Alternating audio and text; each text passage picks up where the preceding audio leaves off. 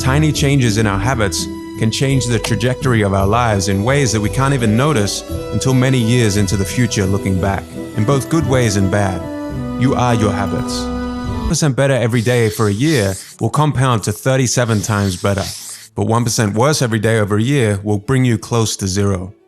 Your habits can compound against you in the form of things like stress or negative self-talk, or they can compound for you in the form of things like knowledge, productivity, skills, and relationship.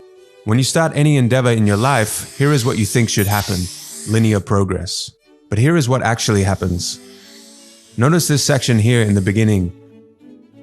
Small changes in our progress are not even noticeable. James Clear refers to this part of the graph as the valley of disappointment. You've done so much, you've put in so much effort, and you can barely see any results. This is where most people fail and slip back into their old routines.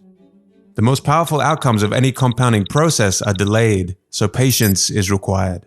A goal is the result you want to accomplish. Systems deal with processes that lead to the results. The conventional wisdom suggests that the best way to achieve anything we want in life, be it getting into better shape, building a successful business, or spending more time with family, is to set specific, realistic goals. But if you completely ignored your goals and focused only on your systems, would you still succeed? The author of this book argues that you would. Here are some changing your habits is not you. The reason why you repeat the same bad habits for so long isn't because you don't want to change, but because you have the wrong system for change. Atomic habits are small routines and behaviors that accumulate to produce incremental positive outcomes over time. Big breakthroughs tend to get more attention than small improvements, but what really matters are the little daily decisions and actions we take.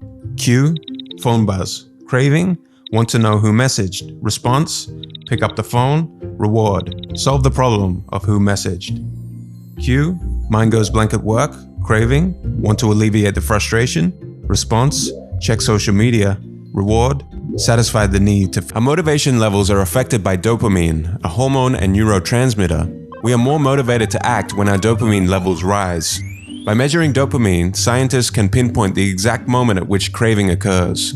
It was once assumed that dopamine was just about pleasure, but now we know it's vital to many neurological functions, including motivation, memory, learning, punishment, as well as voluntary movement. The hormone dopamine is released not only when we experience pleasure, but also when we anticipate it, guide our behavior.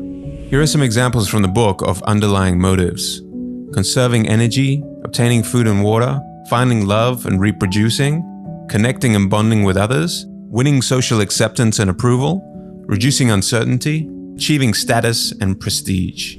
Your brain did not evolve with a desire to smoke cigarettes, check Instagram every 5 minutes, or to play video games. Online platforms and products do not invent new motivations, but rather appeal to the underlying motives of human nature that we already have to gain our attention.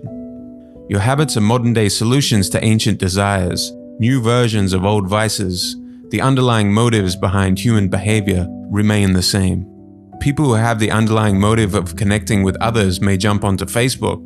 Others seeking the underlying motive of finding love and reproducing may sign up for Tinder. If you want to reduce uncertainty, there's Google for that. And seeking social acceptance, there's Instagram. So making a coffee was my trigger cue for reading. My one space, one use rule was reading on the balcony of the apartment.